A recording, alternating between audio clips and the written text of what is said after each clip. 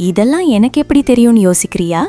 என்னோட மாமா இதுவரைக்கும் எந்த ஒரு விஷயத்தையும் என்கிட்ட மறைச்சதில்ல. மீனாட்சிய பார்த்த மறுநாளே நடந்த எல்லாம் என்கிட்ட சொல்லிட்டாரு. மாயா கோபமாக பேச அவன் திட்டம் தோல்வியடைந்த கோபம் அவன் முகத்திலும் தெரிந்தது. என்ன, உன்னை பத்தின உண்மைய சொன்னதும் பேச்சு வராம அப்படியே கல்லு மாதிரி நின்னுட்ருக்கியா? எல்லா தப்பும் நீ செஞ்சுட்டு என்னோட புருஷனை பத்தி தப்பா பேசுறியா? அஜயை பார்த்து கண்களில் அனல் பறக்க கேள்வி கேட்டாள். நீ மட்டும் அன்னிக்கு உன்னோட அற்ப எண்ணங்களுக்காக அவ மனசை கலைக்காம இருந்திருந்தா இன்னைக்கு இப்படி ஒரு நிலை இந்த பொண்ணுக்கு ஏற்பட்டிருக்காது. இப்படி கேள்த்தனமான நீயெல்லாம் என்னோட கணவரை பத்தி பேச எந்த தகுதியும் இல்லை. அவள் அவன் முகத்தில் அரைந்தாற்போல் கூறிவிட்டு அந்த இடத்தை விட்டு சென்றுவிட அஜய் அவமானத்தில் கூனி குறுகி அங்கிருந்து சென்றான். மாயா அவளுக்காக பேசியதை எண்ணி மீனாட்சியின் மனம் நெகிழ்ந்தது. ஒரு சில சமயம் அவள் மாறன் தனக்கு உதவுவதை மாயா அறிந்தால் அவள் கோபப்படக்கூடும் என்று எண்ணியிருந்தாள்.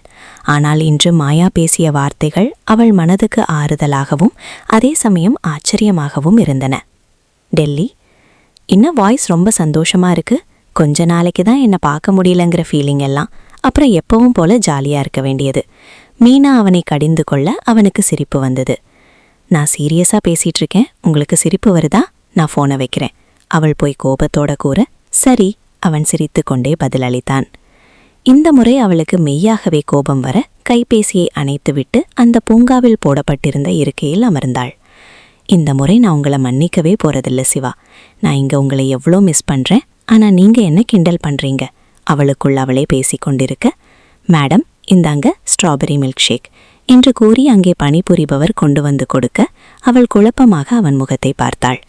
நான் இதை ஆர்டர் செய்யலையே, அவள் கேட்க, இந்த டேபிளுக்கு தான் ஆர்டர் வந்துச்சு மேடம் என்று பணிவாக கூறிவிட்டு அங்கிருந்து அவன் சென்றுவிட வேறொருவர் முன்பதிவு செய்திருக்கும் இருக்கையில் அமர்ந்து விட்டோம் என்று எண்ணி அங்கிருந்து எழுந்தாள். மில்க் ஷேக் உனக்கு தான் மீனு, ரொம்ப கோபமா இருக்க, அதான் உன்னை கூல் பண்ண இந்த மில்க் ஷேக். அவன் குரல் கேட்டு ஆச்சரியத்தில் திரும்பி பார்த்தவள் வாயடைத்து போய் நின்றாள். உன்னை இவ்வளோ நாள் கழிச்சு பார்க்குறேன், அப்புறம் எப்படி என்னால் சோகமாக இருக்க முடியும் சொல்லு?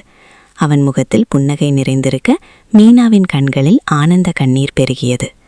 அதிவிரைவாக அவனிடம் சென்று அவனை அணைத்து கொண்டாள். இப்போதான் சரியாகிருக்கீங்க, அதுக்குள்ள எதுக்கு இவ்வளோ தூரம் டிராவல் பண்ணிட்டு வந்தீங்க?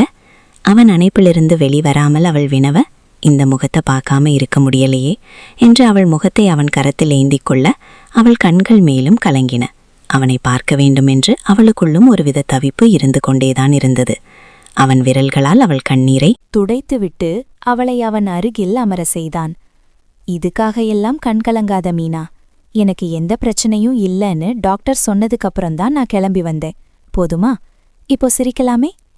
அவன் அவள் முகம் பார்க்க அவள் புன்னகைத்தாள். இருவரும் வெகுநேரம் பேசிக் கொண்டிருந்தார்கள். சரி, லேட் ஆச்சு, சாப்பிட்டுட்டு உன்னை ஹாஸ்டல்ல ட்ராப் பண்ணுறேன். நாளைக்கு பார்க்கலாம், சரியா? சிவா கேட்க. சரி, எனக்கு அடுத்த 3 நாள் லீவு தான், அவள் உற்சாகமாக கூற. 3 நாள் லீவா? அவன் ஆச்சரியமாக கேட்டான். ஆமா, நாளைக்கு ஹோலி, அடுத்த 2 நாள் சனி ஞாயிறு. அவள் பதிலளிக்க அவன் புன்னகைத்தான். இருவரும் ஒரு உணவகத்திற்கு சென்று இரவு உணவை முடித்துவிட்டு மீனாவின் விடுதிக்கு சென்றனர். மீனு, நீ சொன்ன அப்புறம்தான் எனக்கு ஒரு யோசனை வந்துச்சு. நாம நாளைக்கு ஹோலி கொண்டாடலாமா? அவன் அவள் முகம் பார்த்து கேட்க. கண்டிப்பா, ஆனா எங்க கொண்டாட போறோங்கிறது சஸ்பென்ஸ். நாளைக்கு நான் ஒரு இடத்துக்கு கூட்டிட்டு போறேன், அங்கதான் நாம ஹோலி கொண்டாட போறோம். ஓகேவா? அவள் கேட்க. Double okay. அவன் கட்டை விரலை உயர்த்தி பதிலளித்தான். மீனாவை அவள் விடுதியில் விட்டுவிட்டு அவன் தங்கியிருந்த அறைக்கு சென்றான். மீனா உற்சாகமாக மறுநாளுக்காக காத்திருந்தாள். மாயா, நீ கொஞ்சம் பொறுமையாயிருந்திருக்கலாம், மாறன் தயக்கத்துடன் கூற. மாமா, அவன் தப்பா பேசினது உங்கள பத்தி. என்னால அதை அவ்வளோ சுலபமா எடுத்துக்க முடியாது. உங்க அளவுக்கு பொறுமையும் எனக்கு இல்ல. மாயா சிறிது கோபமாக கூறிவிட்டு அவர்கள் அறையை விட்டு வெளியேறி மாடிக்கு சென்றாள். மாறனும் அவளை பின்தொடர்ந்தான். மாயா, இப்போ எதுக்கு கோபப்படுற? அவன் அவள் கரம் பற்றி கேட்க. அவன் எவ்வளவு கெட்டவன்னு தெரிஞ்சும் நீங்க ஏன் அவன் மேல கோபப்படாம நான் செஞ்சது தப்புங்கிற மாதிரியே பேசுறீங்க? அவனாலதான் ஆரம்பத்திலிருந்து நமக்குள்ள சண்டை. என்னோட அப்பாவை தப்பா பேசினா, உங்கள தப்பா பேசினா, சின்ன வயசுல இருந்து உங்க மேல வெறுப்பு வர வைக்க முயற்சி செஞ்சான். மீனா வாழ்க்கைய கெடுக்க பார்த்தான். இப்ப உங்க கௌரவத்தை கெடுக்க நினைக்கிறான். அவன் இவ்வளவு தப்பு செஞ்சும் நீங்க ஏன் அவனை 4 தட்டு தட்டாம என்கிட்ட பொறுமையா இருக்க சொல்லுறீங்க? அவள் மனதில் இருந்தவற்றை கோபமாக அவள் கூறி முடித்தாள். மாயா, நான் பொறுமையா இருக்க சொல்லல, அவனை திருத்த முயற்சி செய்யணும்னு சொல்லுறேன். ஆனா இன்னைக்கு நடந்த சம்பவம் அவன் மனசுல கோபத்தை தான் அதிகப்படுத்தியிருக்கும். அவன் மறுபடியும் ஏதாவது தப்பு செய்யதான் நினைப்பான். என்ன இருந்தாலும் அவன் என்னோட தம்பி. அவன் தப்பான பாதையில போகாம நல்வழிப்படுத்துற பொறுப்பு எனக்கும் இருக்கு. அதுக்காக தான் நான் முயற்சி பண்ணிட்டு ரொம்ப வருஷமாவே 2 குடும்பத்துக்குள்ளேயும் பிரச்சனை இருக்கு மாயா. பெரியப்பா இதுவரைக்கும் என்கிட்ட பேசினதே இல்ல. குடும்பம் எந்த சூழலையும் பிரியக்கூடாதுன்னு நினைக்கிறேன். அன்பு ஒண்ணுதான் எல்லார் மனசையும் மாத்தும். அதை நான் நம்புறேன். கண்டிப்பா ஒரு நாள் அவனும் மாறுவான். அவன் கூற, உங்க அளவுக்கு பொறுமையா என்னால இருக்க முடியாது மாமா. அன்பால திருத்துற நிலையில அவன் இல்ல. மனசுல ஈரம் இல்லாம அவன் சுயநடத்துக்காக மத்தவங்க வாழ்க்கைய அழிச்சிட்டு இருக்கான். இப்படியே போனா அவன் கொலை செய்யக்கூட தயங்க மாட்டான். மாயா படபடப்பாக கூற, இதுக்குதான் அதிகமா சீரியல் பார்க்கக்கூடாதுன்னு சொல்றது. அவன் சீரியல்ல வர மாதிரி வில்லனெல்லாம் இல்ல மீனா. ஏதோ கோபத்துல கிறுக்குத்தனமா எதேதோ செஞ்சிட்டு இருக்கான். கண்டிப்பா ஒரு நாள் மாறிடுவான். எனக்கு அதுல நம்பிக்கை இருக்கு. மாறன் அவளை அவன் கை சிறையில் வைத்து கொண்டு கூற, என்ன சமாதானம் செஞ்சிட்டீங்க. அவ இப்போ நடந்ததுக்கு என்ன செய்ய போறானோ என்று கூறி மாறன் முகத்தை பார்த்தாள். இனி எந்த தப்பும் நடக்காம நான் பாத்துக்கிறேன், போதுமா? அவன் கூற அவள் தலையசைத்தாள். மறுநாள் வண்ணங்களின் பண்டிகையை கொண்டாட முழு நகரமும் தயாராகி இருந்தது. குழந்தைகள், பெரியவர்கள் என வித்தியாசம் பாராமல் அனைவரும் ஒருவர் மீது ஒருவர் வண்ணம் பூசி அவர்கள் மகிழ்ச்சியை வெளிப்படுத்திக் கொண்டிருந்தனர். மீனா அவள் அறையின் பால்கனியிலிருந்து அவை அனைத்தையும் ஒருவித ரசனையுடன் பார்த்து கொண்டிருந்தாள். அவற்றை ஒருபுறம் ரசித்த பொழுதும் இன்னொரு புறம் அவள் மனம் சிவாவை மிகவும் எதிர்பார்த்து காத்திருந்தது.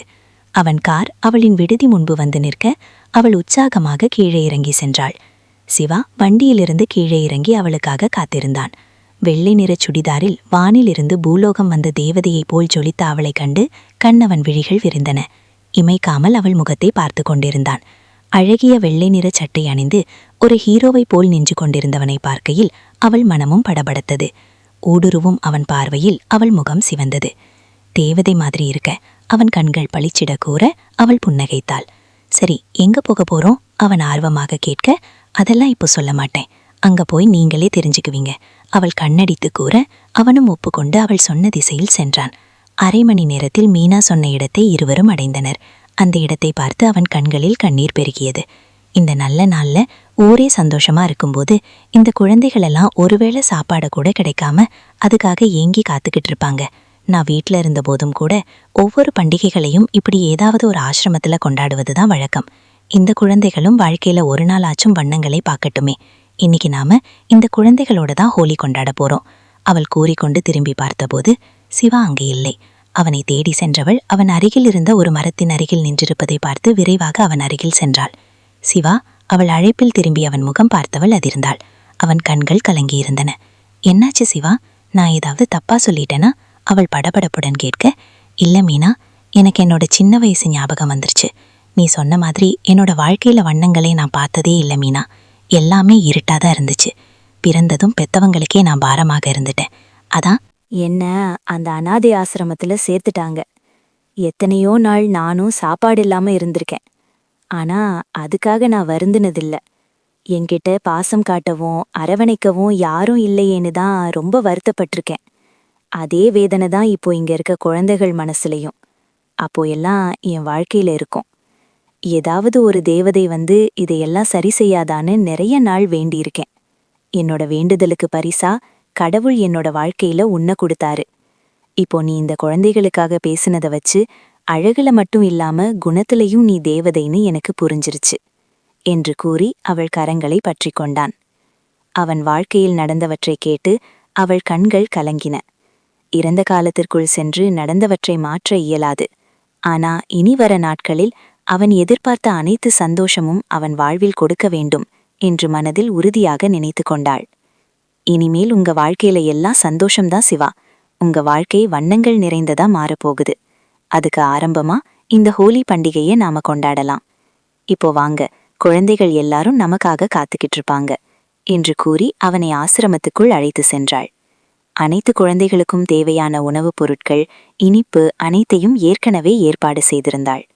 தற்போது அந்த வண்ணமயமான நாளிலை மிகவும் அழகாக்க தண்ணீர் பலூன்கள், தண்ணீர் கைத்துப்பாக்கிகள், வண்ணத்தூள் போன்றவற்றை அவள் வாங்கி வந்திருந்தாள்.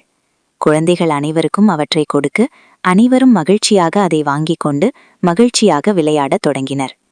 சிவாவின் கரம் பற்றி குழந்தைகள் நடுவில் அவனை இழுத்து சென்றவள் அவன் முகத்தில் வண்ணத்தை பூசி அவன் அவளை பிடிக்கும் முன் தப்பி ஓடினாள். குழந்தைகள் சிவாவிற்கு உதவி செய்ய அவனும் அவள் முகத்தில் வர்ணம் பூசினான். குழந்தைகளும் அவர்கள் மீது வர்ணப் பொடிகள் வீசி மகிழ்ச்சியாக அந்த பண்டிகையை கொண்டாடினர்.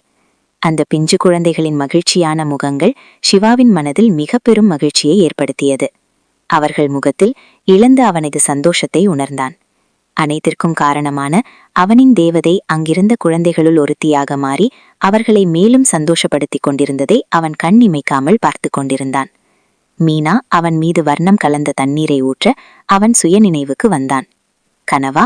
அவள் புருவம் உயர்த்தி கேட்க, உன்ன என்று கூறி அவளை விரட்டி சென்றான். வண்ணம் கலந்த தண்ணீர் குளம் ஒன்று அமைக்கப்பட்டிருக்க குழந்தைகளுடன் அவளும் அதனுள் இறங்கினாள். சிவாவை திரும்பி பார்த்து உதட்டை சுழித்து காட்டிவிட்டு தப்பிக்க முயன்றவள் தடுமாறி தண்ணீரில் விழுந்து விட்டாள். அதை பார்த்து அவன் சிரிக்கத் தொடங்கிவிட அவள் முகத்தை சோகமாக வைத்துக் கொண்டாள். சரி சரி, இருவரேன் என்று கூறி அவளிடம் சென்று அவளை தூக்கிவிட எண்ணி அவளுக்கு கை கொடுத்தான். அவன் கரத்தை பற்றியவள் அவன் எதிர்பாரா விதமாக அவனையும் கீழே இழுக்க அவனும் தண்ணீருக்குள் விழுந்து விட்டான். என்ன பார்த்து சிரிச்சிங்கதானே, இப்போ பாருங்க என்று கூறி அவள் கரத்தில் இருந்த அனைத்து வண்ணங்களையும் அவன் முகத்தில் பூசி கலகலவென சிரிக்கத் தொடங்கினாள். அவள் செய்கைகள் அனைத்தையும் ரசித்துக் கொண்டு இருந்தான். டே, வயலுக்கு வராம இங்கே என்ன செஞ்சிட்டு இருக்க? மரத்தடியில் அமர்ந்திருந்த சங்கரை கேட்டவாறு அவன் அருகில் அமர்ந்தான் மாறன். அப்பொழுதுதான் அவன் முகத்தை கவனித்தான். அவன் கோபமாக இருப்பது தெரிந்தது. என்னடா? மாறன் கேட்க, பேசாதடா, உன் மேலதான் ரொம்ப கோபமா இருக்கேன். அவன் கோபம் சற்றும் குறையாமல் பேச, எதுக்குடா? மாறன் புரியாமல் வினவினான். அந்த அஜய் இவ்ளோ பெரிய தப்பு பண்ணியிருக்கான், ஆனா நீ அதையெல்லாம் என்கிட்ட இருந்து மறைச்சிட்ட. அவன் செஞ்சதுக்கு நீயும் சப்போர்ட் பண்ற மாதிரி எதையும் கண்டுக்காம இருக்க. இதுக்கெல்லாம் என்ன அர்த்தம்? அன்னிக்கு மட்டும் இவன் அந்த பொண்ணு மனச மாத்தாம இருந்திருந்தா அவ உன்கிட்ட நடந்ததை சொல்லியிருப்பா. நாம எப்படியாவது அவ காதலன் கூட அவளை சேர்த்து வச்சிருப்போம். ஆனா இவன் அதை மறைச்சு இப்போ அந்த பொண்ணு இந்த நிலையில இருக்க காரணமா இருக்கான். நீ இந்த சூழல்லையும் அவனை கண்டுக்காம இருக்க. ஏன் இப்படி இருக்க? அவன் கோபமாக கேட்க, அவனுக்கு சப்போர்ட் பண்ண அப்படி செய்யலடா. என்னோட பெரியம்மாவுக்காக தான் நான் அவனை எதுவும் செய்யல. மாறன் சோகமாக பதிலளித்தான். அவங்களும் தானடா இவன் கூட சேர்ந்துகிட்ட உன்னையும் உன் மாமாவையும் அன்னிக்கு அவ்வளவு தரம் குறைவா பேசினாங்க. அவங்களுக்காக எதுக்கு நீ கவலைப்படுற? அவனுக்கு ஆத்திரம் அதிகரித்தது. இல்ல சங்கர், பெரியம்மா ரொம்ப நல்லவங்க. அன்னிக்கு அவங்க அப்படி பேசலேனா என்னோட கல்யாணம் நின்னுருக்கும். அந்த அஜயோட திட்டம் நிறைவேறியிருக்கும். ஆனா பெரியம்மா அதை தடுத்துட்டாங்க. எனக்காக அவங்க மொத்த குடும்பத்தையும் பகைச்சிக்கிட்டு அதே வீட்டுல வாழ்ந்துட்டு இருக்காங்க. அப்படிப்பட்டவங்க என்கிட்ட கேட்டுக்கிட்டது ஒன்னே ஒண்ணுதான், அஜயை எதுவும் செய்ய வேண்டாம், எப்படியாவது அவன் போற பாதை தப்புன்னு புரிய வைக்கணும்னு சொன்னாங்க.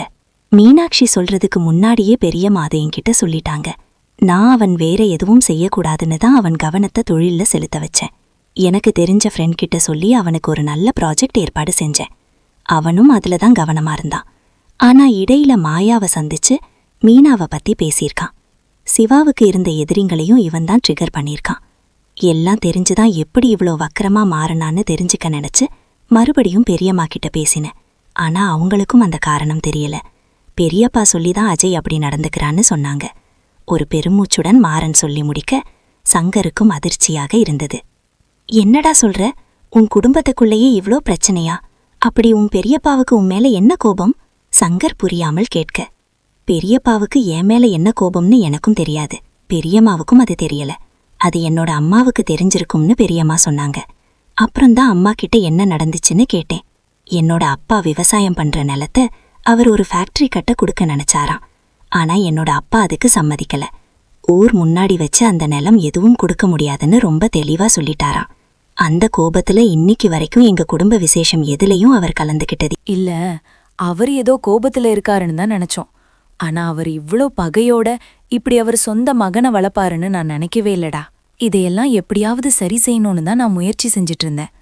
மாயா இந்த சமயத்துல அவனை இப்படி எல்லார் முன்னிலையிலையும் அசிங்கப்படுத்தி பேசிட்டா. இது அவ மனசுல பகையை இன்னும் அதிகப்படுத்தியிருக்கும். இதனுடைய விளைவா அவ என்ன செய்வான்னு தெரியாது. அதை பத்தி தான் நான் யோசிச்சுட்டு இருக்கேன். பகை நினைச்சு இதை வளர்த்துட்டே போக எனக்கு விருப்பம் இல்லடா. பெரியப்பா மனசும் மாறணும், அதே சமயம் இவன் போக்கையும் மாத்தணும். மாறன் தீர்மானமாக கூறினான். நீ சொல்றது சரிதான்டா. ஆனா இந்த அஜய் அடுத்து என்ன செய்வான்னு தெரியலையே. கிறுக்குத்தனமா ஏதாவது செஞ்சு வைக்க போறான்னு தெரியல. சங்கர் வருத்தப்பட, இனி அவன் எதுவும் செய்யாம நாம பாத்துக்கணும்டா. கண்டிப்பா அவன் செஞ்சு தப்பு எல்லாத்துக்கும் தண்டனை கிடைக்கும். அதே சமயம் பிரிஞ்சிருக்க குடும்பங்களும் ஒன்னா சேரும். மாறன் உறுதியாக சொல்ல சங்கர் தலையசைத்தான். மாயா சோகமாக மொட்டை மாடியில் அமர்ந்திருந்தாள். மாயா அவன் குரல் கேட்டு திரும்பி பார்த்தாள். உன்னை கீழே தேடிட்டு இருந்தான், நீ இங்கே உட்கார்ந்து தனியா ஃபீல் பண்ணிட்டு இருக்க. அப்படி என்ன யோசனை? அவன் அவள் அருகில் அமர்ந்து கொண்டு கேட்க, அவள் எதுவும் பேசாம முகத்தை திருப்பிக் கொண்டாள். அவள் ஒரு கையை பிடித்து அவன் புறம் அவளை இழுத்து மடியில் படுக்க வைத்துக் கொண்டான். என்ன கோபம்? அவன் அவள் முகம் பார்த்து கேட்க, நீங்க தானா அவனுக்கு சப்போர்ட் பண்ணி பேசுனீங்க, இப்போ என்ன? அவள் உதட்டை சுளித்து காட்ட அவன் புன்னகைத்தான். ஹே, அத பத்தி தான் நேத்தே பேசி முடிச்சிட்டோமே, இப்போ என்ன மறுபடியும் முதலிலிருந்து ஆரம்பிக்கிற? அவன் கண்களை உருட்டி கேட்க, நீ என்ன சமாதானம் செய்யறதுக்காக அப்படி பேசுனீங்க, ஆனா ஆரம்பத்திலிருந்து அவனுக்கு தான் சப்போர்ட் பண்ணுறீங்க. இதுவே வேற ஒருத்தன் இப்படி செஞ்சிருந்தா இவ்ளோ அமைதியா தான் போயிருப்பீங்களா? இந்நேரம் அவன் கை கால உடைச்சிருக்க மாட்டீங்களா? அவள் முகத்தை சுளித்து பதில் கேள்வி கேட்டாள். அப்படியெல்லாம் இல்ல மாயா, நான் நம்ம குடும்ப நல்லதுக்காக தான் அப்படி சொன்னேன். நீ செஞ்சதுதான் சரி. இப்படி ஏதாவது செய்யலைனா அவனுக்கு குளிர் விட்டு போயிரும். இன்னைக்கு நீ செஞ்சதுதான் கரெக்ட். அப்போதான் எனக்கும் நீ என் மேல் இவ்ளோ பாசம் வச்சிருக்கேன்னு புரிஞ்சிருச்சு. நீ என்னோட காதல் தேவதை என்று கூறி அவளை செல்லம் கொஞ்ச, எப்படிதான் ஒவ்வொரு நாள் ஒவ்வொரு மாதிரி பேசுறீங்க, உங்களை புரிஞ்சிக்கவே முடியல நீங்க. அவள் பேசிக்கொண்டிருக்க அவன் அவளை மேலும் பேச விடாமல் அவள் இதழ்களில் இதழ் பதித்திருந்தான். மாயா ஆரம்பத்தில் சிறிது அதிர்ச்சி அடைந்த பொழுதும் பின் ஆசையாக அவன் கரங்களில் அடைக்கலமாக்கிக் கொண்டாள். அவள் மனதிலிருந்து சிறிய கோபமும் காற்றோடு கலந்து காணாமல் போயிருந்தது. சிறிது நேரம் கழித்து அவன் முகம் பார்த்தாள். இருள் சூழ்ந்திருந்த அந்த இரவிலும் அவன் சுடர் விழிகள் மின்னல் போல் மின்னின. மாமா, உங்ககிட்ட ஒன்னு சொல்லணும். அவள் தயக்கமாக ஆரம்பிக்க, என்கிட்ட பேச உனக்கு எந்த தயக்கமும் வேண்டாம். உன்னோட மனசுல இருக்கிறத நீ தாராளமா சொல்லு. அவன் அவள் முகம் பார்த்து கேட்டான். எனக்கு ஒன்னு தோணுச்சு. அது சரியா தப்பான்னு தெரியல. சரியா இருந்தா அத பத்தி யோசிங்க. தப்புன்னா இனி அத பத்தி எதுவும் பேச வேண்டாம். அவள் புதிராக பேச, அப்படி என்ன விஷயம்? அவன் புரியாமல் அவள் முகம் பார்த்தான். மீனாட்சி வாழ்க்கையை ஆரம்பிக்கிறதுக்கு முன்னாடியே முடிஞ்சு போயிருச்சுன்னு நினைச்சிட்டு இருக்காங்க. ஆனா இன்னும் வாழ்க்கையில எவ்வளவோ இருக்கு. கண்டிப்பா அவங்க வாழ்க்கைக்கும் ஒரு துணை வேணும் இல்லையா? அவள் தயங்கி தயங்கி பேச, மாறன் முகத்தை பார்த்து அவன் ஆழ்ந்த யோசனையில் இருப்பதை உணர்ந்து மேலும் தொடர்ந்தாள். நேத்து நான் அஜய் செஞ்ச தப்பு பத்தி சொன்னதும் சங்கர் அண்ணா கண்ணுல அப்படி ஒரு கோபத்தை பார்த்தேன். சங்கர் அண்ணா மனசுல கண்டிப்பா மீனாட்சி ஏதோ ஒரு வகையில இருக்காங்கன்னு எனக்கு தோணுது மாமா. நான் யூகத்துல சொல்லல, என் மனசுக்கு அப்படிதான் தோணுச்சு. மீனாட்சிக்கு கண்டிப்பா ஒரு நல்ல வாழ்க்கை அமையும். ஆனா அவங்கள நல்லா புரிஞ்சுக்கிட்ட ஒருத்தர், அவங்கள சந்தோஷமா பாத்துக்க போற ஒருத்தர் அவங்க கணவனா வந்தா அவங்க வாழ்க்கை இன்னும் மகிழ்ச்சியா இருக்கும் மாமா. அதுக்காக தான் இதை நான் சொன்னேன். இன்னைக்கு சங்கர் அண்ணா கோபம் எனக்கு அவர் மனசுல இருக்கிறத புரிய வச்சிருச்சு. அதான் உங்ககிட்ட சொன்னேன். நீங்களும் இத பத்தி யோசிச்சு பாருங்க. அவள் மனதிலிருந்தவற்றை கூறிவிட மாறன் ஆழ்ந்து சிந்திக்க தொடங்கினான். மாறனும் சில முறை அதை கவனித்து இருக்கிறான். இன்றும் கூட சங்கர் அவன் மீது கோபம் கொண்டிருந்தான். அவன் ஒவ்வொரு செயல்களிலும் மீனாட்சிக்காக அவன் வருந்துவதையும் அவள் மீது அவன் கொண்ட அக்கறையையும் காட்டுவதாக அமைந்திருந்தது. இன்று மாயா கூறிய பிறகு மாறனுக்கும் அதே எண்ணம் மனதில் எழுந்தது. இத பத்தி நான் சங்கர் கிட்ட பேசுறேன் மாயா. இப்போ நீ சொன்னதுக்கு அப்புறம் எனக்கும் இது சரின்னு தான் தோணுது. ஆனா முடிவெடுக்க வேண்டியவங்க அவங்க 2 பேர் தான். மீனாட்சி படிப்பு முடிஞ்சுது. ஆனாலும் அந்த பொண்ணு மனசுல என்ன நினைக்கிறான்னு தெரிஞ்சுக்கிட்டு தான் நாம மத்த ஏற்பாடுகளை செய்யணும். மாறன் பதிலளிக்க, கண்டிப்பா மாமா, 2 பேரும் என்ன முடிவெடுக்கிறாங்களோ அதுதான் முடிவு. நீங்க இத பத்தி அண்ணா கிட்ட பேசுங்க. மாயா அவன் விரல்களை வருடியவாறு கூற அவனும் தலையசைத்தான். டெல்லி. இவ்வளவு நேரம் ஆச்சு மீனோ, இனி எங்க சாப்பிடுறது? எல்லா கடைகளும் மூடியிருப்பாங்க. சிவா மூடியிருந்த உணவகங்களை பார்த்து சோகமாக கூற, கவலைப்படாதீங்க, ஏதாவது வழி இருக்கும். அவள் நம்பிக்கையுடன் சொல்ல அவனும் ஒப்புக்கொண்டு வண்டியை ஓட்டினான். சிறிது தூரம் சென்றதும் ஒரு சிறிய தள்ளுவண்டி கடை தென்பட்டது. சிவா, அங்க பாருங்க, அங்க ஒரு கையேந்தி பவன் இருக்கு, அங்க சாப்பிடலாம். மீனா ஆர்வமாக கூற சிவா புன்னகையுடன் அந்த கடையை அடைந்தான். நல்ல வேளையாக அந்த கடை திறந்திருந்தது. இருவரும் அந்த கடைக்கு அருகில் செல்ல அங்கே ஒரு வயதானவர் மட்டும் இருந்தார். மீனா அவரிடம் சாப்பிட ஏதாவது இருக்கிறதா என்று விசாரிக்க அவர் அனைத்தும் தீர்ந்து விட்டதாக பதிலளித்தார். சிவா அவரை ஏதாவது எளிமையான உணவு சமைத்து தருமாறு வேண்ட அவர் உடல் மிகவும் சோர்வாக இருப்பதாக கூறினார். நீங்க இருங்க, நான் பேசுறேன் என்று கூறி பெரியவரிடம் ஹிந்தியில் ஏதோ அவள் கேட்க அந்த பெரியவரும் ஒப்புக்கொண்டார். மீனா சந்தோஷமாக வந்து அவன் முன் நின்றாள். என்னாச்சு? என்ன கேட்ட? அவன் புரியாமல் அவளை கேட்க, நானே சமைச்சுக்கிறேன், அதுக்கு மட்டும் பெர்மிஷன் கொடுங்கன்னு சொன்னேன். அவரும் சம்மதிச்சிட்டாரு. கண்கள் பளிச்சிட அவள் கூற, சிவா புன்னகைத்தான். அவனை அமர வைத்துவிட்டு மீனா அந்த கடையிலிருந்த பொருட்களை வைத்து அருமையான சிற்றுண்டியை தயார் செய்து கொடுக்க, சிவா ஆர்வமாக அதை உண்டான். மீனா, டின்னர் ரொம்ப சூப்பர். அவன் உச்சு கொட்டி கொண்டு சாப்பிட்ட விதம் கண்டு அவள் மனம் மகிழ்ந்தாள். சமைக்க அனுமதித்த பெரியவருக்கு நன்றி கூறி உணவிற்கான பணத்தையும் கொடுத்துவிட்டு இருவரும் கிளம்பினர். சூப்பர் மீனா, உனக்கு நிறைய திறமைகள் இருக்கு. நீ ரொம்ப ரொம்ப சூப்பரா சமைக்கிற. அவன் மனதார அவளை பாராட்ட அவளுக்கு மிகவும் மகிழ்ச்சியாக இருந்தது. நான் வீட்டுல சமைத்ததையெல்லாம் சாப்பிடாதே இல்ல. அப்பப்போ தேவ் இல்லாட்டி வேற ஃப்ரெண்ட்ஸ் வீட்டுல சாப்பிட்டு இருக்கேன். ஆனா அங்க எங்கேயும் நான் உணராத ஒருவித புது சுவையதான் உன்னோட இந்த சிம்பிளான உணவுல எனக்கு கிடைச்சது. எத்தனை வகை உணவு சாப்பிட்டாலும் அம்மா கையால சாப்பிடுற மாதிரி இன்னைக்கு உன் கையால் சாப்பிட்ட போது எனக்கு அப்படிதான் தோணுச்சு. வராதுன்னு சொல்லுவாங்க. ஒருவேளை எனக்கு அம்மா இருந்து அவங்க கையால நான் முதல் முறை சாப்பிட்டிருங்க இப்படிதான் தோன்றியிருக்கும் போல. சிவா அவன் மன எண்ணங்களை கூற மீனாவின் கண்கள் கலங்கி இருந்தன. கண் இமைக்காமல் அவன் முகத்தை பார்த்து கொண்டு இருந்தாள். எனக்காக நான் பசியோட தூங்கக்கூடாதுன்னு நினைச்சு இவ்வளவு சிரமப்பட்டு எனக்காக சமைச்சு தர இதுவரைக்கும் என்னோட வாழ்க்கையில யாரும் இல்ல மீனா. இந்த நிமிஷம் நீ என்னோட வாழ்க்கையில வந்து நான் இழந்த எல்லாத்தையும் எனக்கு தந்துட்டு இருக்கேன்னு நினைக்கும்போது எனக்கு ரொம்ப ரொம்ப சந்தோஷமா இருக்கு. அவன் கூற மீனா அவனை அணைத்து கொண்டாள். எப்பவும் உங்க கூட நானும் இருப்பேன் சிவா. அவள் கண்களில் கண்ணீருடன் கூறி அவன் தோளில் சாய்ந்து கொண்டாள். அவன் அவளை அவனோடு அணைத்து கொண்டான். மீனாட்சி சங்கர் பற்றி மாயா கூறியதை மனதில் எண்ணிக்கொண்டே அன்று வயலுக்கு வந்தான் மாறன். சங்கரிடம் அதை பற்றி பேச வேண்டும் என்று முடிவெடுத்திருந்தான். என்னடா, ஏதோ யோசனையில இருக்கிற மாதிரி தெரியுது. சங்கர் மாறன் முகம் பார்த்து கேட்க, உன்கிட்ட உன்னை கேட்பேன், நீ தப்பா எடுத்துக்க மாட்டியே? மாறன் தயக்கத்துடன் கேட்டான். டே, என்னடா ஏதோ மூணாவது மனசங்க கிட்ட பேசுற மாதிரி பேசுற? நான் உன் நண்பன்டா. என்கிட்ட நீ என்ன சொல்லி நான் தப்பா எடுத்திருக்கேன்? சங்கர் அவன் எண்ணியதை கூற, மீனாட்சி பத்தி நீ என்ன நினைக்கிற? மாறன் நேராக விஷயத்திற்கு வர, என்ன நினைக்கிறனா? புரியல. சங்கர் பதில் கேள்வி கேட்டான். நான் நேராவே கேக்குறேன். மீனாட்சிய உனக்கு பிடிச்சிருக்கா? அந்த பொண்ண கல்யாணம் பண்ணிக்கிறியா? மாறன் திடீரென்று அப்படி கேட்பான் என்று எதிர்பாராத சங்கர் அவனை அதிர்ச்சியாக பார்த்தான். என்னடா அப்படி பாக்குற? உன் மனச தொட்டு உண்மைய சொல்லு. உனக்கு மீனாட்சிய பிடிக்கலையா? மாறன் அவன் முகம் பார்த்து கேட்க, எனக்கு மீனாட்சிய ரொம்ப பிடிக்குண்டா.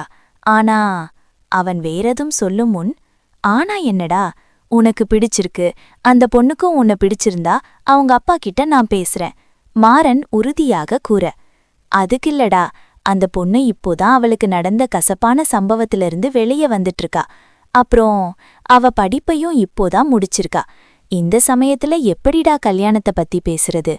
அவ நிலைமையிலிருந்து யோசிச்சு பாரு. பாவம் அந்த பொண்ணு. வரிசையா எத்தனை கொடுமைகள் அவ வாழ்க்கையில பாத்திருக்கா. அறியாம செஞ்ச ஒரு சின்ன தப்புக்காக, அதுவும் அவ மனசுக்கு பிடிச்ச பையன் கூட வாழ்றதுக்காக தான் அதை செஞ்சா. ஆனா அவ வாழ்க்கை இப்படி கேள்விக்குறியா போயிருச்சு. அந்த பொண்ணு நிலையில யார் இருந்தாலும் நடந்ததை அவ்ளோ சீக்கிரம் மறக்க முடியாது. நடந்ததை எல்லாம் மறந்து அவ இன்னொரு கல்யாணம் செஞ்சுக்க சம்மதிப்பான்னு எனக்கு நம்பிக்கை இல்ல. அவ சம்மதிச்சாலும் அவ அப்பா இதுக்கு சம்மதிப்பாருன்னு எனக்கு நம்பிக்கை இல்லடா. இந்த விஷயத்த பத்தியெல்லாம் பேசி கொஞ்சம் நிம்மதியா போயிட்டிருக்க அவ வாழ்க்கையில மீண்டும் குழப்பம் பண்ண எனக்கு விருப்பம் இல்லடா. என்கிட்ட கேட்டது போதும். இத பத்தி அந்த பொண்ணுகிட்ட எதுவும் பேசாத. சங்கர் அவனை வேண்டி கேட்டுக்கொண்டான். என்னடா பேசுற? இப்படியே இருந்தா மீனாட்சி எப்படி சந்தோஷமா இருக்க முடியும்? அந்த பொண்ணு வாழ்க்கையில கண்டிப்பா அவளுக்கு ஒரு துணை வேணும். அது யாரோ ஒருத்தரா இல்லாம அவளை நல்லா புரிஞ்சுக்கிட்ட நீயா இருந்தா 2 பேரும் சந்தோஷமா வாழலாமே. அப்புறம் மாமா ஏன் இதுக்கு சம்மதிக்க மாட்டாருன்னு சொல்ற? அவரும் மீனாட்சிக்கு ஒரு நல்ல வாழ்க்கை கிடைச்சா ரொம்ப ரொம்ப சந்தோஷப்படுவாரு. மாறன் அவன் மன எண்ணங்களை கூற, சங்கர் வேதனையுடன் சிறு புன்னகை செய்தான். மாறன் அவன் மன ஓட்டத்தை அறிந்து கொள்ள முடியாமல் அவன் முகத்தை குழப்பமாக பார்த்தான். உங்கூட பழகிறதாலும் உங்க வீட்ல சாப்பிடுறதாலும் நான் உங்க குடும்பத்த ஆளாக முடியாதுகா. என்னோட நண்பன் உன்னை தவிர இங்க எனக்கு வேற யார் இருக்கா? நான் என்ன ஜாதி என்ன மதம்னு எதுவும் தெரியாம நீ என்னோட நண்பனாகலாம். உன்னோட அம்மாவை நானும் அம்மான்னு கூப்பிடலாம். ஆனா இப்படிப்பட்ட ஒருத்தருக்கு எப்படிடா மீனாட்சி அப்பா அவர் பொண்ண கல்யாணம் பண்ணி கொடுப்பாரு? சங்கர் வருத்தமாக பேச, டே என்னோடா பேசுற, அந்த மாதிரி எதுவும் நடக்காது. உன்னை விட ஒரு தங்கமான பையன் அவங்க இந்த உலகம் முழுவதும் தேடினாலும் கிடைக்க மாட்டான்டா. நீ இன்னொரு முறை இப்படியெல்லாம் பேசாத, மாறன் கோபமாக கூறினான். நீ வருத்தப்பட நான் இப்படியெல்லாம் பேசலடா. இந்த கல்யாணம் அது இதுன்னு பேச போய் அந்த பொண்ணுக்கு இருக்கிற கொஞ்ச நிம்மதியையும் கெடுக்க வேண்டான்னு சொன்னேன், அவ்வளவுதான். சங்கர் அவனை சமாதானம் செய்தான். சரி சொல்லு, அந்த பொண்ணை நீ காதலிக்கிறையா? மாறன் கேட்க. ஆமாண்டா, அந்த பொண்ணு ரொம்ப ரொம்ப காதலிக்கிறேன். ஆனா என்னோட காதல் நிச்சயமா அந்த பொண்ணு மனசு கஷ்டப்பட வைக்க விடமாட்டேன். சங்கர் அவன் மனதிலிருந்தவற்றை கூறினான். மீனாட்சி, மாறன் அழைக்க, கண்களில் கண்ணீருடன் அங்கு வந்து நின்ற மீனாட்சியை அதிர்ச்சியுடன் திரும்பி பார்த்தான் சங்கர். மீனாட்சி இங்க வரத பார்த்துட்டுதான் நான் உன்கிட்ட இந்த கேள்விகளை கேட்டேன். உன் மனசுல இருக்கிறத நீயே மீனாட்சிக்கு தெரியப்படுத்திட்ட. இனி இதுல முடிவெடுக்க வேண்டியது மீனாட்சி தான். மாறன் கூறிவிட்டு அந்த இடத்தை விட்டு சென்று விட்டான். மீனாட்சி, அது சங்கர் எதுவும் பேசுவதற்குள் மீனாட்சி அங்கிருந்து சென்று விட்டாள். சங்கர் குழப்பமாக அவள் சென்ற திசையை பார்த்து நின்றிருந்தான். டேய், என்னடா இப்படி செஞ்சுட்ட? அந்த பொண்ணு எதுவும் பேசாம போயிட்டா, அதுக்கு என்ன அர்த்தம்? இனி என்கிட்ட அந்த பொண்ணு பேசவும் செய்யாது. இதெல்லாம் நடக்கக்கூடாதுன்னு பயந்துதான் நான் இத அந்த பொண்ணுக்கு தெரிய வேண்டாம்னு சொன்னேன். சங்கர் புலம்ப, அப்படியெல்லாம் எதுவும் இல்லடா. நான் மீனாட்சி முகத்தை கவனிச்சேன். நீ அவள் எந்த அளவுக்கு காதலிக்கிறேன்னு புரிஞ்சுக்கிட்டா. கண்டிப்பா அவளே உன்னை தேடி வருவா. நீ வேணும்னா பாரு. மாறன் பதிலளிக்க, அது எப்படி? சங்கர் புரியாமல் வினவினான். அதான் மச்சான், காதல். மாறன் புன்னகை மாறாமல் பதிலளித்துவிட்டு வயலுக்கு சென்றுவிட்டு சங்கர் குழப்பத்தில் நின்றிருந்தான். இரவு மகிழ்ச்சியாக இல்லம் திரும்பினான் மாறன். என்ன மாமா, ரொம்ப குஷியா இருக்கீங்க? மாயா ஆர்வமாக கேட்க, மாறன் அன்று நடந்த நிகழ்வுகளை அவளிடம் கூறினான். சூப்பர் மாமா, நீங்க வேணும்னா பாருங்க. நான் சொன்ன மாதிரி அவங்க 2 பேரும் கல்யாணம் செஞ்சுக்கிட்டு ரொம்ப சந்தோஷமா வாழ போறாங்க. மாயா மனதார கூற, மாறனுக்கும் அவ்வாறே தோன்றியது. சரி சரி, எனக்கு பசிக்குது, நான் குளிச்சிட்டு வந்துடுறேன், நீ சாப்பாடு எடுத்து வை என்று கூறி அறைக்கு சென்றான். மாயாவின் முகம் புன்னகையில் மலர்ந்திருந்தது. அவள் இரவு உணவை எடுத்து வைத்துவிட்டு அவனுக்காக காத்திருந்தாள். மாறனும் 10 நிமிடத்தில் வந்துவிட இருவரும் சேர்ந்து இரவு உணவை சாப்பிட்டனர். நிஜமா நான் ரொம்ப சந்தோஷமா இருக்கேன் மாயா. சங்கர் சின்ன வயசிலிருந்து என்னோட உயிர் நண்பன். அவனை என்னோட குடும்பத்துல ஒருத்தனாதான் இவ்ளோ நாளும் பார்த்திருக்கேன். இப்போ அவன் வாழ்க்கையில ஒரு நல்லது நடக்கப் போகுது. எனக்கு ரொம்ப சந்தோஷமா இருக்கு. மாறன் மனதார மகிழ்ந்தான். மாறனின் மகிழ்ச்சி மாயாவின் மனதிலும் மகிழ்ச்சியை ஏற்படுத்தியது. இருவரும் சிறிது நேரம் பேசிக் கொண்டிருந்துவிட்டு உறங்க சென்றனர். மாறன் படுத்ததும் உறங்கிவிட்டான். அவன் நன்கு உறங்கியதை உணர்ந்து கொண்டு கட்டிலிலிருந்து மெதுவாக கீழே இறங்கினாள் மாயா. அவன் அறியாத வண்ணம் அறையை விட்டு வெளியேறினாள். மொட்டை மாடியிலே அடைந்தவள் மறைத்து வைத்திருந்த அலங்கார பொருட்களை எடுத்து அந்த இடத்தை அலங்கரிக்க தொடங்கினாள். 1/2 மணி நேரத்தில் அனைத்து ஏற்பாடுகளையும் செய்து முடித்து கீழே சென்று கடிகாரத்தில் நேரம் பார்த்தாள். 11:50. வள்ளியின் அறையில் அவள் மறைத்து வைத்திருந்தவற்றை எடுத்துக்கொண்டு மாடிக்கு சென்று அனைத்தையும் அடுக்கி வைத்துவிட்டு கீழே இறங்கி வந்தாள். அவள் அறைக்குள் சென்று உறங்கிக் கொண்டிருந்த கணவனை ஒருமுறை ஆசையாக பார்த்துவிட்டு அவனை மெதுவாக எழுப்பினாள். அவனும் விழித்துக்கொண்டு மாயா அவன் அருகில் நின்றிருப்பதை பார்த்து பதட்டமாக எழுந்து அருந்தான். என்னாச்சுதா, உடம்பு சரியில்லையா என்று கூறி அவள் கன்னத்தில் கை வைத்து பார்த்தான். இல்ல. என் கூட வாங்க என்று கூறி அவளை மாடிக்கு அவள் அழைத்துச் செல்ல அவனுக்கு எதுவும் விளங்கவில்லை. அவன் கண்களை மூடி அவனை மாடிக்கு அழைத்துச் சென்றாள். மெதுவாக அவன் கண்களிலிருந்து கரங்களை விடுவித்தாள். கண்களை திறந்தவன் வாயடைத்து போய் நின்றான். ஹாப்பி பர்த்டே மாமா. மாயா அவனுக்கு பின்னாலிருந்து அவனை அணைத்து கொண்டு கூற மாறன் மகிழ்ச்சியில் வார்த்தைகளற்று நின்றான். அந்த இடம் அழகாக அலங்கரிக்கப்பட்டு நடுவில் ஒரு கேக்கும் வைக்கப்பட்டிருந்தது. ஹே, நான் நிஜமா என்னோட பிறந்த நாளை மறந்து போயிட்டேன். ஒவ்வொரு வருஷமும் அம்மாதான் ஞாபகம் வச்சு அதை கொண்டாடுவாங்க. ஆனா நீ இப்படி ஒரு சர்ப்ரைஸ் கொடுப்பேன்னு நான் எதிர்பார்க்கவே இல்ல. தேங்க்ஸ் டி மை டியர் பொண்டாட்டி. அவன் ஆசையாக அவள் கன்னத்தை கிள்ளி கூற மாயா புன்னகையுடன் கேக் வெட்ட கத்தியை அவனிடம் கொடுத்தாள். அவனும் அதை பெற்றுக்கொண்டு அதை வெட்டி அவளுக்கு ஊட்டிவிட அவள் அவனுக்கு ஊட்டினாள். கேக் ரொம்ப நல்லா இருக்கு. அவன் அதை சுவைத்தவாறு கூற, நான் தான் செஞ்சேன். மாயா கண்கள் பளிச்சிட கூறினாள். நிஜமாவா? அவன் நம்ப முடியாமல் அவளை பார்க்க ஆமாம் என்று தலையசைத்தாள்.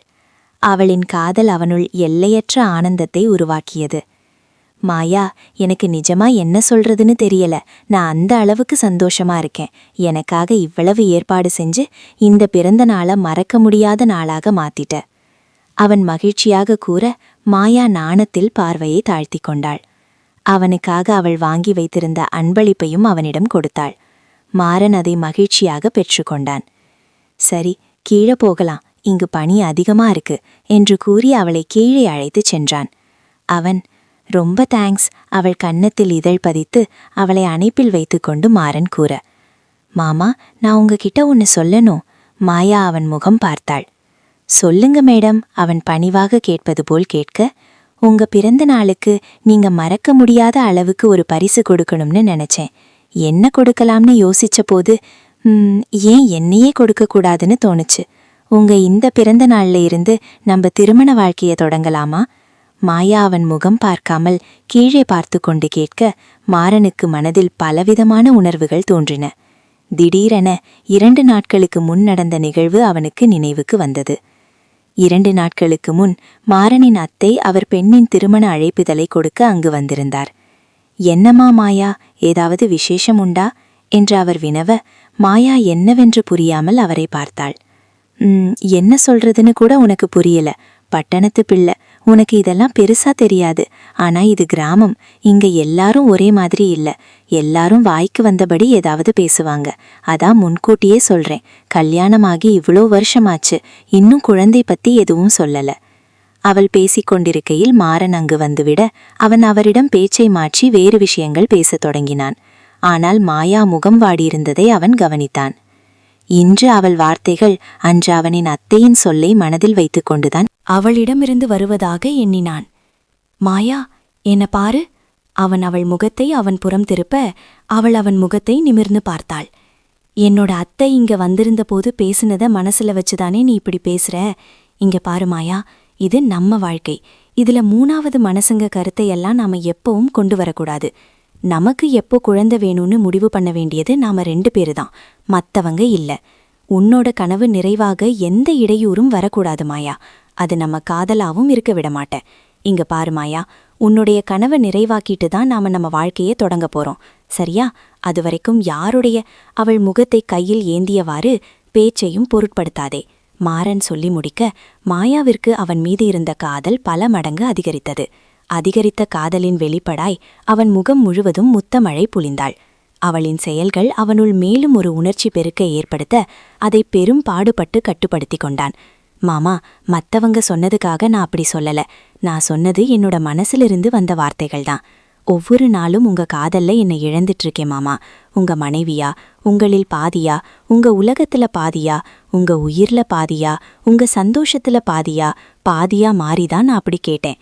என்னை இந்த அளவுக்கு காதலிக்கிற உங்களை உங்க வாழ்க்கையில உங்க கூட சந்தோஷமா வாழணும்னு எந்த வகையிலும் பிரிய என்னால முடியாது. காதல் எப்பவும் நம்ம சாதனைக்கு இடையூறா இருக்காது மாமா. அதுதான் நம்மள ஜெயிக்க வைக்கிற சக்தி. என்னோட வாழ்க்கையில இருக்கிற அந்த சக்தி நீங்க தான். நான் கேட்காமலே உங்களோட காதலை எனக்கு தந்தீங்க. அந்த காதல் என்னோட மனசு முழுசும் பரவி இவ்வளவு நாளும் என்ன மெய் மறக்க செஞ்சுச்சு. இப்போ உங்க மனைவியா உங்களோட பாதியா வாழணும்னு ஆசைப்படுறேன் மாமா. என்ன உங்க மனைவியா எத்துப்பீங்களா? அவள் அவன் விழிகளை பார்த்து கேட்க அவன் மீது அவள் வைத்திருந்த எல்லையற்ற காதலை அவள் கண்களில் அவன் கண்டு வாயடைத்து போய் நின்றான். இந்த உலகத்துல எனக்கு உங்களோட காதல்தான் முதன்மையானது. மத்த எல்லாமே எனக்கு 2வது தான் மாமா.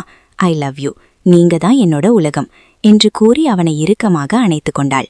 அவளின் காதலின் ஆழத்தை அறிந்து கொண்டவன் அதற்கு மேலும் தாமதிக்காமல் அவளை காற்று கூட போக முடியாத அளவுக்கு மேலும் இறுக்கமாக அவனோடு அணைத்து கொண்டான். நானும் உன்னை என்னோட உயிரை விட அதிகமா காதலிக்கிறேன் மாயா. நீதான் என்னோட சந்தோஷம். என்னோட வாழ்க்கை மொத்தமும் உனக்காக தான் என்று கூறி அவள் நெற்றியில் இதழ் பதித்தான். மெல்லிய சங்கீதமாய் மிக அழகாக தொடங்கியது அவர்களது காதல் பயணம். சூரிய ஒளி முகத்தில் பட கண்களை சுருக்கி சோம்பலாக விழிகளை திறந்தாள் மாயா. தன் கணவனின் அணைப்பில் உறங்கிக் கொண்டிருந்ததை உணர்ந்தாள். முந்தைய இரவின் நினைவுகள் அவள் மனதில் தோன்ற முகத்தில் வெட்க புன்னகை பரவியது. மெதுவாக அவன் முகத்தை நிமிர்ந்து பார்த்தாள். நிம்மதியாக உறங்கிக் கொண்டிருந்த அவனின் முகம் பார்க்க அழகாக இருந்தது. அவனின் உறக்கம் கலையாமல் மெதுவாக அவன் அணைப்பிலிருந்து அவளை விடுவித்துக் கொண்டாள். குளித்து முடித்து வெளியில் வந்தவள் கடிகாரத்தை பார்த்தாள். மணி 8ஐ நெருங்கிக் கொண்டிருந்தது. நேரமானதை உணர்ந்து சமையலறைக்குள் நுழைந்தாள். அவனுக்காக தேநீர் போட்டு எடுத்துக்கொண்டு அவர்கள் அறையை அடைந்தாள். மாறன் அயர்ந்து தூங்கிக் கொண்டிருந்தான். மாயா தேநீர் கிண்ணத்தை கட்டிலருகிலிருந்த ஒரு மேசையில் வைத்துவிட்டு அவன் அருகில் அமர்ந்தாள். அவள் அருகில் அமர்ந்ததை உணர்ந்த மாறன் மெதுவாக புரண்டு படுத்து அவன் கண்களை திறந்தான். ஈரக்கூந்தலை ஒரு துவாலை கொண்டு கட்டியிருந்தாள். முகம் முழுவதும் வெட்க புன்னகை பரவியிருக்க அவனை பார்க்காமல் தரையை பார்த்தவாறு அமர்ந்திருந்தாள். டீ? அவள் ஒற்றை வார்த்தையில் கூறிவிட்டு அந்த இடத்தை விட்டு நகர நினைக்கையில் அவனின் கரங்கள் அவளை நகர விடாமல் இறுக்கமாக பற்றியிருந்தன. மாமா, கையை விடுங்க, எனக்கு கீழே நிறைய வேலை இருக்கு. அவள் சினுகூன்களுடன் கூற, அதை ஏன் எங்கேயோ பார்த்துட்டு சொல்ற? என்ன பார்த்து சொன்னாதான் நான் நீ சொல்றத கேட்பேன். அவன் பிடி மேலும் இறுக்கமாக மாயா நிமிர்ந்து அவன் முகம் பார்த்தாள். கயல் போன்ற விழிகளை உருட்டி அவள் அவனை பார்த்தபோது மற்ற அனைத்தும் மறந்து அவள் விழிகளில் தொலைந்து போனான். எழில் கொஞ்சம் அவள் முகத்தை பார்த்து கொண்டே இருக்க வேண்டும் என்று அவன் மனதில் தோன்றியது. பார்வையை விலக்காமல் அவள் முகத்தையே பார்த்து கொண்டு இருந்தான். அவன் பார்வையில் அவள் மீண்டும் தன் வசம் இழந்தாள். அவள் முகம் மேலும் சிவந்தது. இவ்வளவு அழகாயிருந்தா சும்மா இருக்க எப்படி மனசு வரும் என்று கூறி அவளை மேலும் அருகில் இழுத்துக்கொண்டு அவள் கன்னத்தில் இதழ் பதித்தான். மேலும் நெருங்க நினைக்கையில் அதை தடுக்குமாறு அவன் கைபேசி ஒலித்தது. காலங்காத்தால யாரு? அவன் கடிந்து கொண்டு கைபேசியை எடுக்க மாயாவுக்கு சிரிப்பு வந்தது. அதுதான் நல்ல சந்தர்ப்பம் என்று வேகமாக கட்டிலிலிருந்து எழுந்து கொண்டாள். அவன் கண்களால் அவளை ஏமாற்றமாக பார்க்க அவள் உதட்டை சுளித்து அழகு காட்டிவிட்டு புன்னகையுடன் அறையை விட்டு வெளியேறினாள். அம்மா, மாறன் வள்ளியின் பெயரை பார்த்து உற்சாகமாக பேச, பிறந்தநாள் வாழ்த்துக்கள் பா என்றார் அவர். நன்றிமா, முதல் முறையா நீங்க இல்லாம நான் பிறந்தநாள் கொண்டாடுறேன். மாறன் சோகமாக கூற, வருத்தப்படாதப்பா, நான் இன்னும் ஒரு வாரத்தில் வந்துருவேன். சரி, இன்னைக்கு கோவிலுக்கு போயிட்டு வந்தீங்களா 2 பேரும்? அவர் கேட்டார். இல்லம்மா, இனிமேல்தான் போகணும், இப்போதான் எழுந்தேன். அவன் சோம்பலாக கூற, என்ன இப்போதான் எழுந்தாயா? மணி என்னாச்சு தெரியுமா? வள்ளி ஆச்சரியமாக கேட்க அப்பொழுதுதான் அவன் நேரம் 9 என்பதை கவனித்தான். சரி சரி, 2 பேரும் கோவிலுக்கு போயிட்டு வாங்க, மாயா கிட்ட கொடு என்று அவர் கூற மாறன் கீழே சென்று மாயாவிடம் கைபேசியை கொடுத்துவிட்டு அவர்கள் அறைக்கு சென்றான். மாயா பேசிக் கொண்டிருக்க அவன் குளித்துவிட்டு வந்தான். மாயா அவன் வாங்கி கொடுத்த புடவையை உடுத்திக்கொண்டு நீண்ட கூந்தலை அழகாக பின்னலிட்டு நேர்த்தியாக தொடுக்கப்பட்ட மல்லிகை சரத்தை சூடிக்கொண்டு அழகிய ரதியாக அவன் முன் வந்து நின்றாள். மாமா, குங்குமம் வச்சு விடுங்க. அவள் அவன் முன் வந்து நிற்க மாறன் புன்னகையுடன் குங்குமத்தை அவள் நெற்றியில் வைத்துவிட்டான். இருவரும் சேர்ந்து கோவிலுக்கு சென்றனர். மாறன் அவள் வாழ்வில் வந்ததற்காக மனதார கடவுளுக்கு நன்றி தெரிவித்தாள் மாயா. அவன் நீண்ட நாட்கள் நலமுடன் வாழ மனதார கடவுளை வேண்டிக் கொண்டாள். மாமா, சங்கரண்ணாவ மதியம் சாப்பாட்டுக்கு வீட்டுக்கு வர சொல்லுங்க. மாயா கூற மாறன் சம்மதித்தான். இருவரும் சிறிது நேரம் கோவிலில் அமர்ந்திருந்துவிட்டு வீட்டுக்கு புறப்பட்டனர். அண்ணா, வினிதாவின் குரல் கேட்டு மாறன் திரும்பி பார்த்தான். வினிதா அவர்களிடம் ஓடி வந்தாள். அண்ணா, ஹாப்பி பர்த்டே. அவள் மாறனிடம் ஆசையாக கூற மாறன் புன்னகையுடன் அவளுக்கு நன்றி கூறினான். குட்டிமா, நீங்க தனியாகவா வந்திருக்க? மாறன் கேட்க, இல்ல அண்ணா, அப்பா அம்மாவும் வந்திருக்காங்க. அவள் கூறி பின்னால் வந்து கொண்டிருந்த அவள் தாய் தந்தையை காட்டினாள். மாறனை கண்டதும் அவளின் தந்தையின் முகம் மாறியது. பூங்குழலி மகிழ்ச்சியாக அவன் அருகில் வந்தார். பிறந்த நாள் வாழ்த்துக்கள் பா. அவன் தலை கோதி அவர் கூற மாறன் அவர் பாதங்களை பணிந்து ஆசி பெற்றுக் கொண்டான். நல்லா இருக்கியாடா? மாயாவை பார்த்து பாசமாக அவர் வினவ மாயா தலையசைத்தாள். மாறன் மயில் வாகனத்தின் அருகில் சென்றான். ஆனால் அவர் அவனிடம் எதுவும் பேசாமல் அங்கிருந்து சென்றுவிட நடந்தவற்றை பார்த்து கொண்டிருந்த மாயாவுக்கு கோபம் வந்தது. பூங்குழலி வருத்தப்பட்டார். அண்ணா, உங்க பெயருக்கு அர்ச்சனை செய்யதான் நாங்க இன்னைக்கு கோவிலுக்கு வந்தோம். அப்பாவை பத்தி கவலைப்படாதீங்க, வாங்க நாம போய் சாமி கும்பிடலாம் என்று கூறி மாறனை அழைத்துச் சென்றாள். மாறன் புன்னகையுடன் கோவிலுக்குள் சென்றான். சிறிது நேரம் அவர்களோடு செலவிட்டுவிட்டு மாறனும் மாயாவும் வீட்டிற்கு திரும்பினர். மாமா, மயில் வாகனம் மாமாவுக்கு உங்களை பிடிக்கலன்னு தெரிஞ்சும் ஏன் அவர்கிட்ட பேச நினைக்கிறீங்க? மாயா சோகமாக கேட்டாள். மாயா, எனக்கு விவரம் தெரிஞ்சதிலிருந்து என்னோட அப்பாவை நான் பார்த்ததில்ல. ராஜாராம் மாமாவையும் என்னோட பெரியப்பாவையும் தான் என்னோட அப்பா ஸ்தானத்துல வச்சு பார்க்கறேன். அவருக்கு எப்படியோ தெரியல, ஆனா என்னால எப்பவும் அவங்கள வெறுக்க முடியாது. கண்டிப்பா ஒரு நாள் அவர் மனசு மாறிடுவாரு, எனக்கு நம்பிக்கை இருக்கு. மாறன் கூற மாயா மேலும் எதுவும் பேசாமல் அமர்ந்திருந்தாள். மாயா அவளாகவே மதிய உணவை தயார் செய்தாள். அவனுக்காக அனைத்தையும் ஆசையாக பார்த்து பார்த்து சமைத்தாள். பாட்டு பாடிக்கொண்டே சமைத்துக் கொண்டிருந்தாள் மாயா. மேடம், நான் உள்ளே வரதாமா? மாறன் குறும் புன்னகையுடன் சமையலறைக்குள் நுழைந்தான். மாமா, சங்கரண்ணாவுக்கு ஃபோன் பண்ணி சாப்பிட வர சொல்லுங்க, நான் எல்லாம் சமைச்சிட்டேன். அவள் மகிழ்ச்சியாக சொல்ல மாறன் அவள் முகத்தை ஆசையாக பார்த்தான். அவள் அவன் முகத்தை பார்க்காமல் வேலையில் மும்மரமாக ஈடுபட்டிருக்க அவன் அதை கெடுக்க அவள் பின்னாலிருந்து அவளை அணைத்துக் கொள்ள, மாமா வேலை செய்யும்போது டிஸ்டர்ப் பண்ணாதீங்க, மாயா செல்லமாக கடிந்து கொண்டாள். நீயும் தான் என்ன டிஸ்டர்ப் பண்ற, உன்னால் தான் நான் இன்னைக்கு வயலுக்கு போகல. வேற எந்த வேலை செய்ய நினைச்சாலும் உன்னோட நினைவு வந்து என்ன ரொம்ப டிஸ்டர்ப் பண்ணுது. ஆனா நீ இங்க எதை பத்தியும் யோசிக்காம ஜாலியா சமைச்சிட்டு இருக்க, இதெல்லாம் நியாயமே இல்ல என்று கூறி அவளிடம் மேலும் நெருங்கி அவளின் தீண்டல்களால் அவளை சீண்டினான். மாமா சும்மா இருங்க, யாராவது வரப்போறாங்க. மாயா அவன் தீண்டலில் அவளை இழந்தபோதும் அவளை கடிந்து கொண்டாள். அதெல்லாம் யாரும் வரமாட்டாங்க என்று கூறி அவன் அவளை மேலும் அணைத்து கொண்டு அவள் முகத்தோடு முகம் வைத்து கொண்டான். அவனின் ஒவ்வொரு செயலிலும் மாயா அவளை இழந்தாள். மாயாமா, வெளிய வேலையெல்லாம் முடிஞ்சிருச்சு என்று கூறிக்கொண்டு வீட்டில் வேலை செய்யும் பெண் சமையல் அறைக்குள் நுழைய மாறன் சட்டென்று அவளை விட்டு விலகிக் கொண்டான். மாயா வாய் விட்டு சிரித்து விட்டாள். சரி, எல்லாரும் சாப்பிடுங்க, நேரமாச்சு. மாயா அந்த பெண்ணிடம் கூறி அவளை அனுப்பிவிட்டு மாறனை பார்த்து சிரித்தாள். மாமா, இப்போ ஒழுங்கா உள்ள போங்க. அவள் கரண்டியை உயர்த்தி கூற, சரி, முகத்தை உம்மென்று வைத்துக்கொண்டு வெளியில் சென்றான். மாயா அவன் செயல்களை பார்த்து நகைத்துவிட்டு சமையலில் கவனம் செலுத்த தொடங்கினாள். அரை மணி நேரத்தில் அனைத்தும் தயாராகிவிட சங்கரும் வந்து சேர்ந்தான். வாங்க அண்ணா என்று கூறி அவனை வரவேற்று மூவரும் சேர்ந்து மதிய உணவை சாப்பிட்டனர். சங்கர் முகம் சோகமாக இருப்பதை மாயா உணர்ந்தாள். சங்கரை அழைத்து கொண்டு போய் கொஞ்ச நேரம் பேசி சமாதானம் செய்யுமாறு மாறனுக்கு கண்களாலே செய்தி சொன்னாள் மாயா. மாறனும் அதை புரிந்து கொண்டு சங்கரை அழைத்து கொண்டு வெளியில் சென்றான். மாயா சிறிது நேரம் யோசித்து ஒரு முடிவுக்கு வந்தவள் மீனாட்சியை அழைத்தாள். அவளை சந்திக்க வேண்டும் என்று கூறி கோவிலுக்கு அவளை வர சொன்னாள். மீனாட்சியும் ஒப்புக்கொண்டாள். மீனாட்சி, உங்ககிட்ட சங்கரண்ணா பத்தி பேசதான் வர சொன்னேன். மாயா நேராக விஷயத்திற்கு வர மீனாட்சி அதை எதிர்பார்த்திருந்ததால் எனவே அமைதியாக அவள் முகம் பார்த்தாள். சங்கரண்ணா உங்க மேல உயிரையே வச்சிருக்காங்க. உங்க நிலை என்னன்னு எனக்கு புரியுது. ஆனா சங்கரண்ணா மாதிரி ஒருத்தர் உங்க வாழ்க்கையில கண்டிப்பா இருக்கணும். அதுதான் என்னோட விருப்பம். வாழ்நாள் முழுதும் தனியா இருந்துடலான்னு இப்போ நீங்க நினைச்சு ஒரு முடிவெடுத்து வச்சிருக்கலாம். ஆனா அது தவறான முடிவுன்னு உங்களுக்கு புரியும் பொழுது கண்டிப்பா நீங்க வருத்தப்படுவீங்க மீனாட்சி. நமக்காக வருத்தப்பட, நமக்காக சந்தோஷப்பட, நமக்காக இருக்கணும். அதான் அவர்களை நாம வாழ்க்கை துணைன்னு சொல்கிறோம். ஒருத்தர் நம்ம வாழ்க்கையில உங்களை வற்புறுத்தி ஒத்துக்க வைக்கணும்னு என்னோட எண்ணம் இல்ல. ஆனா வருங்காலத்துல நீங்க இதை நினைச்சு வருத்தப்படக்கூடாதுன்னு தான் நான் இதை உங்ககிட்ட சொல்லுறேன். இதுக்கு மேல என்ன சொல்றதுன்னு எனக்கு தெரியல. ஆனா கண்டிப்பா நீங்க ஒரு நல்ல முடிவை எடுப்பீங்கன்னு எனக்கு நம்பிக்கை இருக்கு. நல்லா யோசிச்சு நல்ல முடிவா எடுங்க மீனாட்சி. மாயா அவள் கரம் பற்றி கொண்டு பேசி முடித்தாள். மீனாட்சி அனைத்தையும் அமைதியாக கேட்டுக்கொண்டாள். அவ நிலைமையிலிருந்து யோசிச்சு பாரு. பாவம் அந்த பொண்ணு வரிசையா எத்தனை கொடுமைகளா அவ வாழ்க்கையில பாத்திருக்கா. அறியாம செஞ்ச ஒரு சின்ன தப்புக்காக அவ வாழ்க்கை இப்படி கேள்விக்குறியா போயிருச்சு. அந்த பொண்ணு நிலையில யார் இருந்தாலும் நடந்ததை அவ்வளோ சீக்கிரம் மறக்க முடியாது. மறுபடியும் கல்யாணம் அது இதுன்னு சொல்லி அவ மனச கஷ்டப்பட என்னால முடியாது. நேற்று சங்கர் எண்ணி கூறிய வார்த்தைகளை பார்த்தாள். சங்கர் தன் மீது அளவு கடந்த அன்பு வைத்திருப்பதை அவன் வார்த்தைகள் அவளுக்கு ஏற்கனவே உணர்த்தியிருந்தன. இன்று மாயா உரைத்ததிலிருந்த உண்மையும் அவளுக்கு விளங்கியது. இருந்தபோதிலும் அவள் மனம் இன்னொரு உறவை ஏற்க மறுத்தது. மாயா பேசியதற்கு எந்த பதிலும் சொல்லாமல் மீனாட்சி அங்கிருந்து கிளம்பிவிட்டாள். மாயா அவள் சென்ற திசையையே பார்த்து கொண்டு அமர்ந்திருந்தாள். திருமணத்திற்கு சம்மதிப்பாளா என்ற கேள்வி மட்டும் அவளுள் வலுவாக இருந்தது. மீனாட்சி இரவு. மாமா, மீனாட்சி இந்த கல்யாணத்துக்கு சம்மதிப்பாங்களா? மாயா மாறன் மடியில் தலை வைத்துக்கொண்டு கேட்க. ஏன், அதுல உனக்கு என்ன சந்தேகம்? மாறன் அவளை வினவினான். அதுக்கில்ல மாமா, நான் இன்னைக்கு அவங்க கிட்ட இத பத்தி பேசினேன்.